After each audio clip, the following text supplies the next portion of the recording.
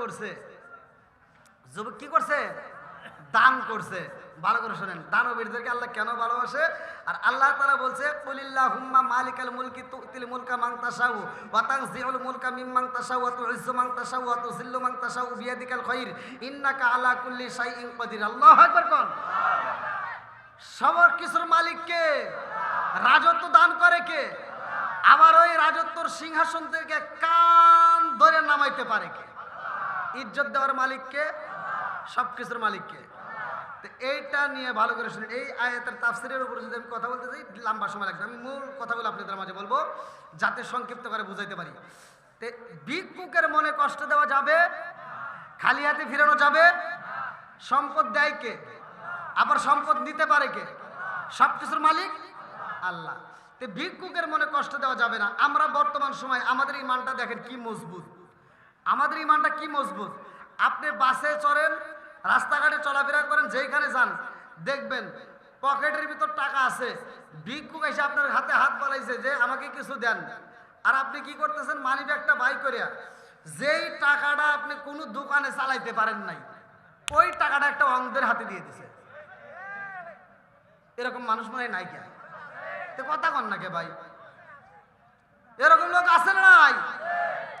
তোমার W W দুইটা চোখ থাকতে তুমি যেই টাকা চালাইতে পারো না, তুমি কোন লজ্জায় একটা অন্ধ ব্যক্তির হাতে ওই টাকা দিলে তোমার কি লজ্জা করে না?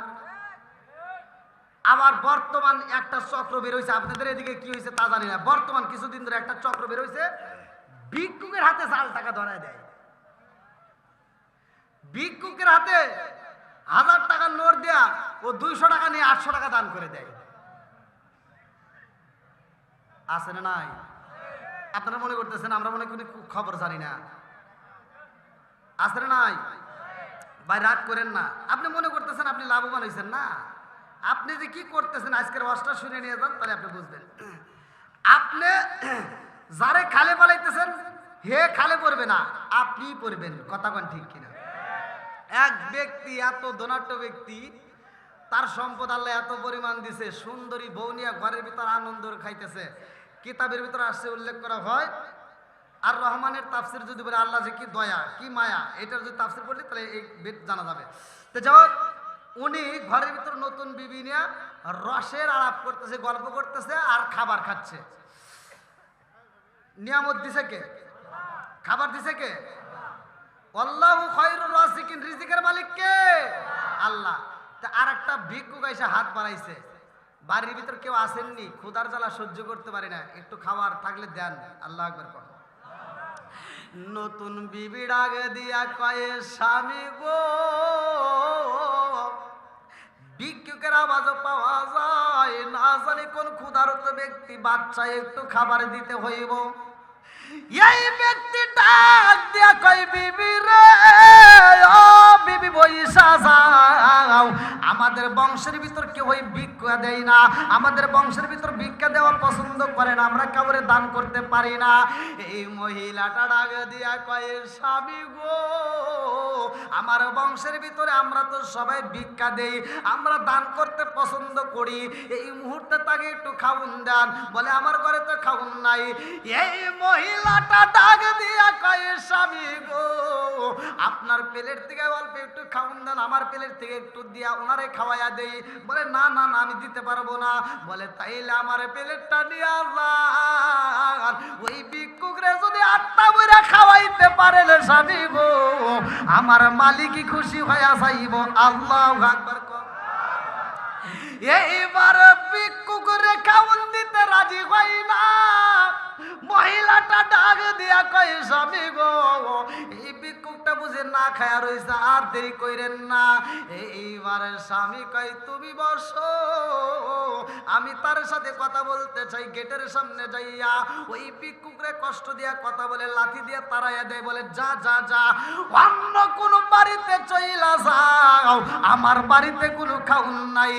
এই ভিক্ষুক দুইটা হাত তুইলা কান্দে আর কয় আল্লাহ, তুমি তো কইলা রিজিকের মালিক, আল্লাহ আমার পেটে খাউন নাই, নাই, আমি এই বাড়িতে খাউন চাইলাম, আমারে যদি না দেয় কোনো দুঃখ নাই, আমারে না করে দিত, কিন্তু সে কেন আমারে লাথি দিল? আল্লাহ তোমার কাছে বিচার দিলাম। আল্লাহু আকবার। বিচারের মালিক কে? আরো জোরে। কার কাছ দিছে? দুনিয়ার কোন আদালতে দেয় নাই, ঘুষের কারবার চলবে না, কথা কোন ঠিক কিনা? আমার মালিকের কাছে যখন বিচার দিয়া দিছে রে, আমার আল্লাহর লীলা খেলা বোঝা যায় না গো। এইবারে এই ব্যক্তিটার সংসারে অভাব শুরু হয়ে যায়, এই সংসারে আগের মতো ইনকাম থাকে না, বন্ধ হয়ে যায়, কিন্তু ভিক্ষুকরে আমার আল্লাহ সম্পদ দেয়। জোরে জোরে কন্যা সুবহানাল্লাহ।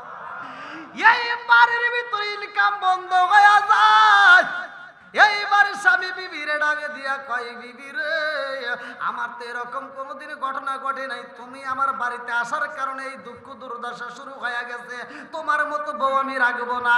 এই বইলা মেয়েটাকে তালাকে দিয়ে দেয়। লম্বা একটা ঘটনা আমি সংক্ষিপ্ত করে মুক্তাসারে বোঝায়া যায়। এই মেয়েটাকে যখন তালাকে দেয় রে, মেয়েটা চোখের পানি পালায়া কান্দে, ঢাকে দিয়া কয়, স্বামী গো, আমারে তালাকে দিয়ে না, আপনার কি মায়া লাগে না? ও স্বামী গো, আমারে তালাকে দিয়েন না।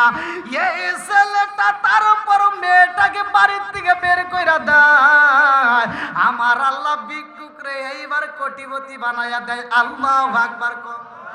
উলিল্লাহুম্মা মালিকাল মুলকি তুতিল মুলকা মান তাশাউ ওয়া তানজিউল মুলকা মিম্মান তাশাউ ওয়া তুইজ্জু মান তাশাউ ওয়া তুযিল্লু মান তাশাউ বিয়াদিকাল খায়র।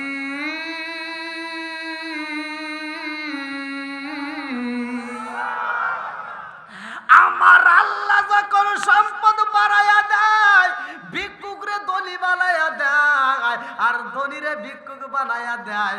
এইবার ধনাঢ্য ব্যক্তির আর সম্পদ নাই, নিজের খাউন খাবে এরকম খাউন ঘরের ভিতর নাই, বাড়ি বাড়ি ভিক্ষা করা শুরু কইরা দেয়, কিন্তু ভিক্ষুকটা এবার ধনী হয়ে যায়। আল্লাহর কি নীলা খেলা, ওই বাড়িতে সুন্দরী মেয়েটার আবার দ্বিতীয় বিবাহ হয়। আল্লাহু আকবার। দ্বিতীয় বিয়া যখন হয়ে গেছে, স্বামী নিয়ে ঘরের ভিতর আনন্দ করে থাকে গো। যদি ওই বাড়ির ভিতর কোনো ভিক্ষুক আসে, খালি হাতে ফিরাই না, স্বামী স্ত্রী দুইজনে আত্মা বইরা দান করে। আল্লাহু আকবার। এই বাড়ির ভিতরে কোনো মানুষ খালি হাতে আসতে পারে না। এইবার আগের স্বামী দুরাট্ট ব্যক্তি ভিক্ষুক হয়ে গেছে রে, খুদার জ্বালাই ছটফট করে, আগের মতো আর নাই।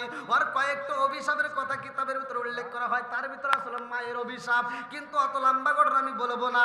এইবার যখন ভিক্ষা করতে করতে ওই বাড়ি যায়, যেই বাড়িতে তার বিবির বিয়া হয়েছে, ওই বাড়িতে যে গেটের সামনে কান্দে আর কয়, বাড়ির ভিতর কেউ আসনি, আমাকে একটু খাওন দাও, খুদার জ্বালা সইতে পারি না। আল্লাহু আকবার।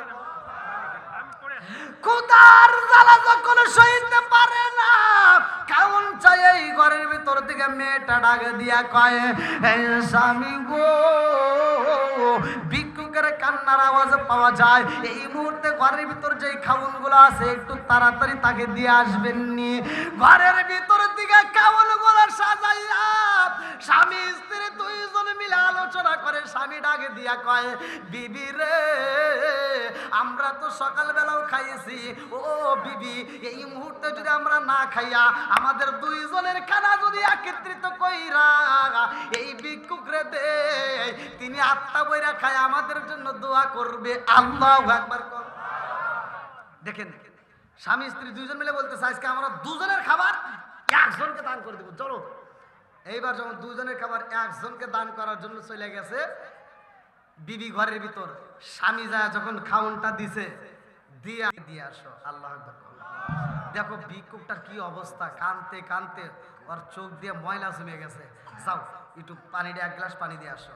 এইবার নতুন বিবি যাই রে ভাই, আমার আল্লাহর লীলা খেলা বোঝা যায় না। আল্লাহু আকবার। এই মেয়েটা যখন গিলাস লিয়া যাই রে, এক মস্ক পানি লিয়া হাজির হয়ে যায়। এইবার পর্দাটা একটু আড়াল করে তাকায়া দেখে গো, এ কি দেখাইলো আমার মালিক, আমার আগের স্বামী তো এইখানে হাজির হয়ে গেছে। পানিটা দিয়ে একটা চিৎকার দিয়া ঘরের ভিতর আইসে উপর হয়ে পইরা যায়। স্বামী ডাকে দিয়া কই, বিবি রে কি হয়েছে, এই মুহূর্তে তোমাকে পানি দিয়ে পাঠাইলাম, ভিক্ষু কি তোমারে কষ্ট দিছে নি? বলে স্বামী গো, ভিক্ষুক আমারে কষ্ট দেয় নাই, আজকে আমি কি দেখলাম জানেননি? আমার আল্লাহর নীলা খেলা বোঝা যায় না। বলে কারণ কি? বলে ও স্বামী, আমি যারে পানি দিতে যাই গো, যায়া দেখি ইনি হলো আমার আগের ধনাট্য স্বামী। আমার তার সাথে বিয়া হয়েছিল, আপনিও তো জানেন আমার আগে বিয়া ছিল। আমার স্বামী ছিল ধনাট্য ব্যক্তি, আল্লাহর নীলা খেলা বোঝা যায় না। আজকে আমার স্বামীটা ভিক্ষা করতে করতে এই বাড়ি এসে খাবার যায়, আপনি জানেননি? আমার আল্লাহর নীলা খেলা বোঝা যায় না। আল্লাহু আকবার কোন কি খেলা খেলাইলা দয়াল রে, ও দয়াল খেলা চমৎকার, না পাকে বানাইয়া রে মানুষ সাজাইলা মাজার রে, কি খেলা খেলাইলা দয়াল রে। আল্লাহু আকবার। তুমি কাউরে দিলা 10টা সন্তান, রাখার জায়গা নাই, কাউরে দিলা কোটি টাকা, একটা সন্তান নাই। তুমি নির্দোষী রে রাখো দয়াল ভবের জেলখানায়, হাজার দোষ করিয়াও কেউ গোরে সর্বদায়, নদীরে কুল ভাঙে অকুল গড়াও, এ কি তোমার খেলা?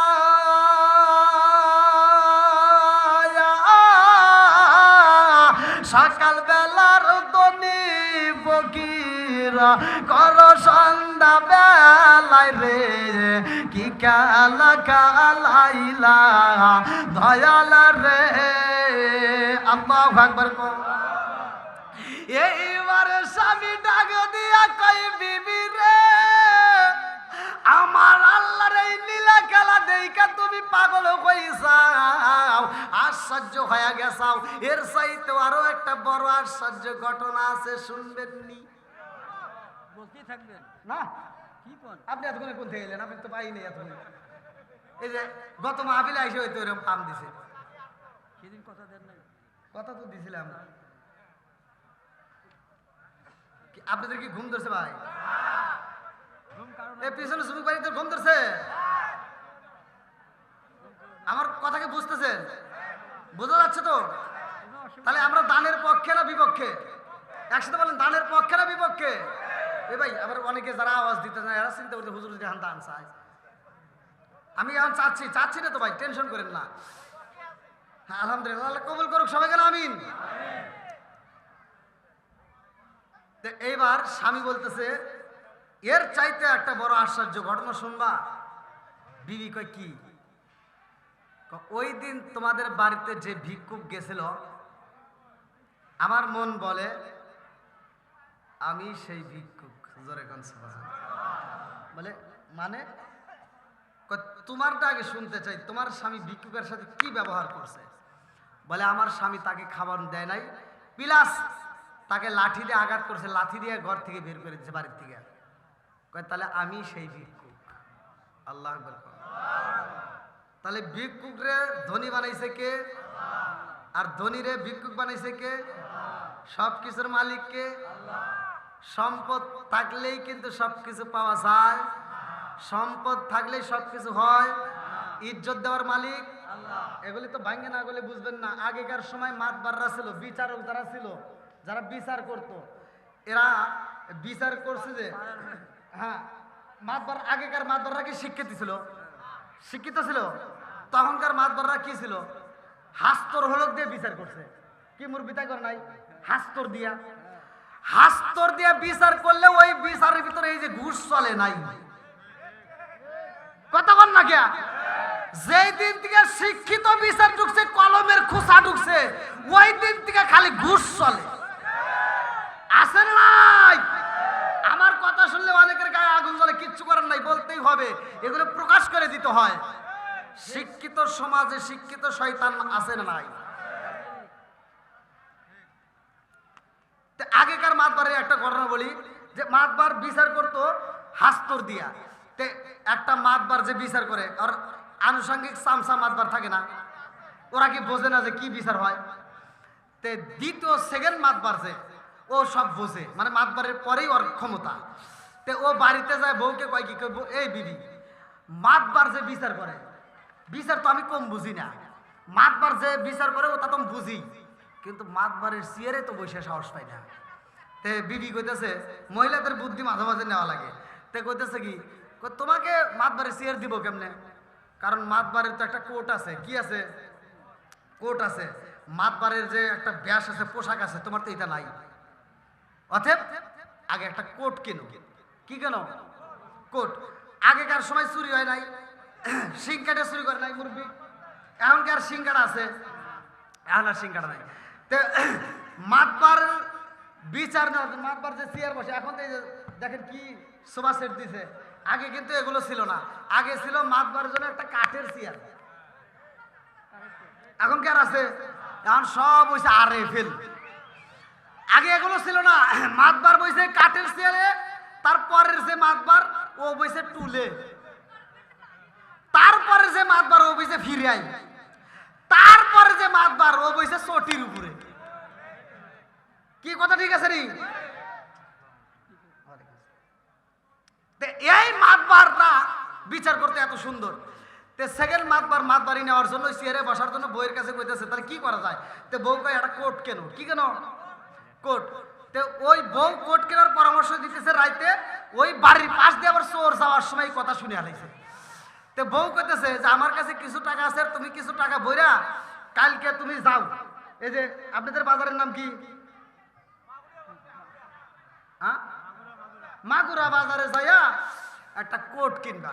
তে চোর শুনছে ও কালকে কোট কিনবো, চোর আর সিংখানা বাদ দেওয়ার পিছনে লেগে গেছে।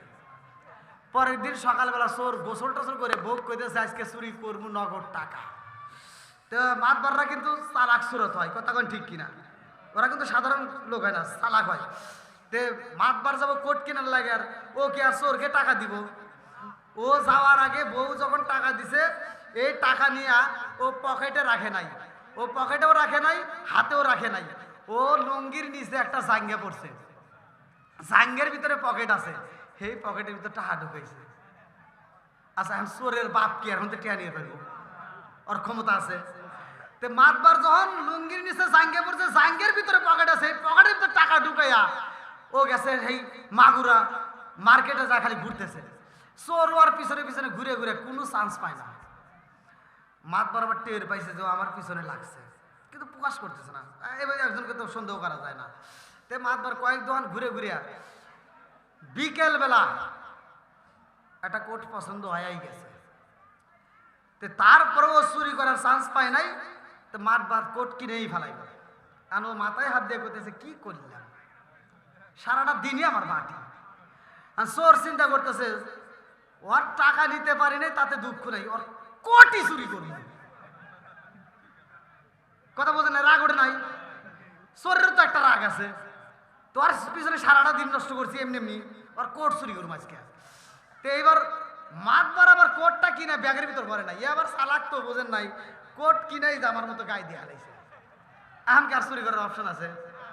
হ্যাঁ, চোর চিন্তা করছে কার পিছনে লাগলাম রে, যা তোর বাড়িতেই যাবো আজকে। চোর মাতবারের বাড়িতে গেছে। সন্ধ্যার পরে রাত্রিতে যখন আগে তো কারেন্ট গিয়েছিল, কারেন্ট তো ছিল না, বাতির টিপ টিপ আলো, তো ওই ফাঁকে চোর ঘরের ভিতর ঢুকে মাছার তলে বসে রয়েছে। তো মাছার তলে চোর যাওয়া সুন্দর করে বসে রয়েছে, আর মাতবার যায় ও আবার একটু চালাক চোর, তো ও বাড়ি যাক বউকে কোথায় দাও তো ঠিক আছে নি। তো বউ একটা মুচকে হাসি দিয়ে বলতেছে এইবার তুমি মাতবাড়ি চেয়ার পাইবে। তো কয় ঠিক আছে, আজকে আর কোট খুলবো না, কোট গায়ে দিয়ে ঘুমাবো।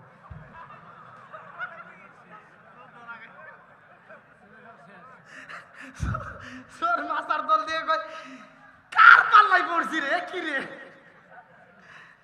চোর খালি সুবহানাল্লাহ সুবহানাল্লাহ সুবহানাল্লাহ সুবহানাল্লাহ করতেছে তো কোটটা জানি খোলে কিন্তু মাতবার আর কোট খুললই না ভাই মাতবার কোট গাইতে ঘুমাইছে এখন চোর গভীর রাতে চিন্তা করতেছে কি আর করমু পাইলামই না কিছু এখন দেখি ও ঘুম পারুক ওর ঘুমের থেকে গাইতে খুলমু তে মাতবার যখন ঘুমাইছে ও যায় আস্তে আস্তে বোতাম খুলতেছে কি খুলতেছে বোতাম খুলতেছে মাতবার আবার টের পাইছে কিরে বুকে হাত দেয় কিরা মাতবারের যখন টের পাইছে এবার বোতাম খুলছে হাত তো ভাই করা লাগবো একটা হাত ধীরে ধীরে উঁচা করছে মাতবার আবার হাত উঁচু করে দিছে একটা হাত খুলেই ফেলাইছে কথা কি বুঝতেছেন একটা হাত এভাবে টান দিয়ে খুলেই ফেলাইছে মানে বোঝানোর জন্য দেখাইতেছি আর এক হাত তো আছে নাকি আছে না মাতবার আবার চালাক তো এটা আর খোলে নাই এটা যখন আছে এটা এভাবে রাখে উপরে শুয়েছে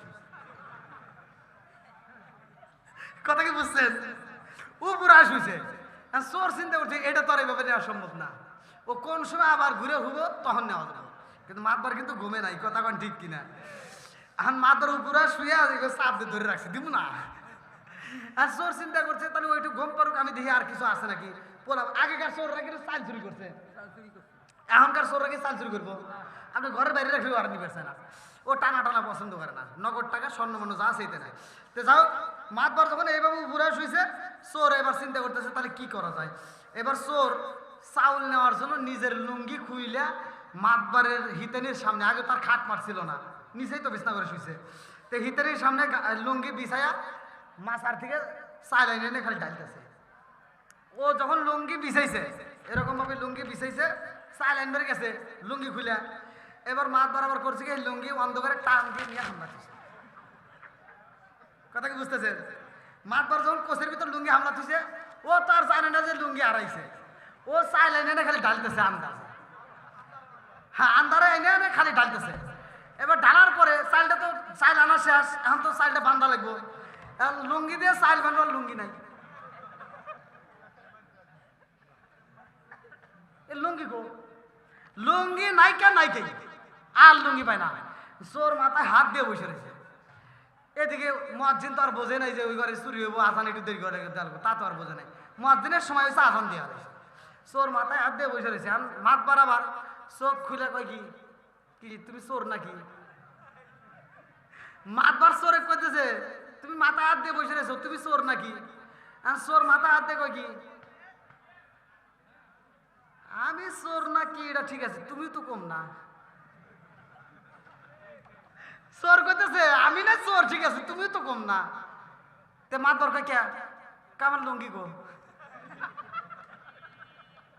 আমার লুঙ্গি গো কথা কি বুঝতেছেন মাত বাড়ি করা অত সহজ না কথা কোন ঠিক কিনা যাক উদাহরণ পরে যদি সময় পাই দেবো আগে ওয়াজটা করে আসি আল্লাহ আকবার করুন বন্ধুরা রে আমার মুরব্বী বাবারা সোনার যুবকের দলেরা ভালো করে শুই না ভালো করে শুই না এইবার জুন্নুল মিসরি রহমাতুল্লাহ আলাই যুবকরা ডাকে দিয়া কয় যুবক তোমাকে কেন কামড় দিল না কারণটা কি এইবার ডাকে দিয়া কয় হুজুর আমার পাড়া প্রতিবেশী মুসলমান বন্ধু আছে আল্লাহু আকবার কোন আমার মুসলমান বন্ধুদের সাথে আমরা একই সাথে খাইতে বসলাম আমরা একটা অনুষ্ঠানে খাইতে বসলাম আমার বন্ধুরা খাওয়ার সময় বলে বিসমিল্লাহির রহমানির রহিম আমি যখন বিসমিল্লাহির রহমানির রহিম বলি আমার বন্ধুরা ডাকে দিয়া কয় বন্ধু তুমি কেন বললা না আমার আল্লাহর নাম নিতে তোমার সমস্যা আছে নি বলে অবশ্যই আছে আমি নিতে পারবো না এইবারে হিন্দু ছেলেটা ডাক দিয়া কয় বন্ধু রে এই বিসমিল্লাহ পড়লে কি পাওয়া যায় বলে বিসমিল্লাহ পড়লে কি পাওয়া যায় জানো নি আমার নবী বলেছে যে এই কাজের শুরুতে বিসমিল্লাহ আছে ওই কাজের ভিতর বরকত আছে যে এই কাজের শুরুতে বিসমিল্লাহ নাই ওই কাজের ভিতর বরকত নাই অতএব আমরা বিসমিল্লাহ বইলা যদি শুরু করি রে আমার আল্লাহ বরকত দেয় জোরে জোরে কন্না সুবহানাল্লাহ আমার বন্ধুদের কথা শোনার পরে আমি আমলটা চালু করে দিলাম। আমার মন বলে আমার এই বিসমিল্লাহর পাওয়ারে আমার মালিক আমারে বাঁচাইছে, আর এটার প্রমাণ দেওয়ার জন্য আমার আল্লাহ আপনার মতো একজন ওলিরে পাঠাইছে। জোরে জোরে কন্যা সুবহানাল্লাহ। ওলিদের দরকার আছে নাই? একসাথে বলেন আছে নাই? বন্ধুরা রে আমার মুরব্বী বাবারা, সোনার যুবকের দলেরা, এইবার ভালো করে শুনে নাও। এই যুবক কয় হুজুর আমি বুঝা বালাইছি যেই মালিক আমারে বাঁচাইছে ইনি বড় দয়াবান। আজকাল দেরি করব না, এই মুহূর্তে আমাকে কালিমা পড়াইয়া দেন, লা ইলাহা ইল্লাল্লাহু মুহাম্মাদুর রাসূলুল্লাহ সাল্লাল্লাহু আলাইহি ওয়াসাল্লাম। নবীর নাম শোনার পরে দরুদ পড়া দরকার আছে না নাই? একসাথে বলেন। এই যে আপনারা একটু আগেও কিন্তু আমি দেখলাম যখন আজানের ধ্বনি দিল আপনারা আল্লাহু আকবার বললেন, বলছেন না? হুজুরও বলছে, আপনারাও বললেন, কিন্তু ভাই এটা তো ঠিক না। আল্লাহু আকবারের জায়গায় আল্লাহু আকবার বলবেন, কথা কোন ঠিক কিনা? না কষ্ট পেতেছেন? ভুল হতেই পারে, তার সমাধান আছে না নাই? আপনারা আল্লাহু আকবার বললেন না, আমার নবীর নাম যখন আসবে তখন আল্লাহু আকবার না, আগে বলতে হবে সাল্লাল্লাহু সাল্লাল্লাহু। আল্লাহর নবীর নাম নিতে যে কৃপণতা করে হে লোক সব চাইতে বড় বখিল, এর চাইতে বখিল আল্লাহর দুনিয়ায় একটাও নাই, কিতাবের ভিতরে আছে, তাও সহিয়া দিছে। তাহলে আল্লাহর নবীর নাম লিছি, এখানে দরুদ পড়া দরকার আছে না নাই? একসাথে বলেন আছে না নাই? তাহলে এই দরুদের কি ফজিলত, এই যে জুন্নুন মিসরি রহমাতুল্লাহ আলাইহির ঘটনা থেকে আপনারা শুনে নেন, ভালো করে শুনে নেন। বন্ধুরা রে আমার মুরব্বী বাবারা, সোনার যুবকের দলেরা, ভালো করে শুনে নাও।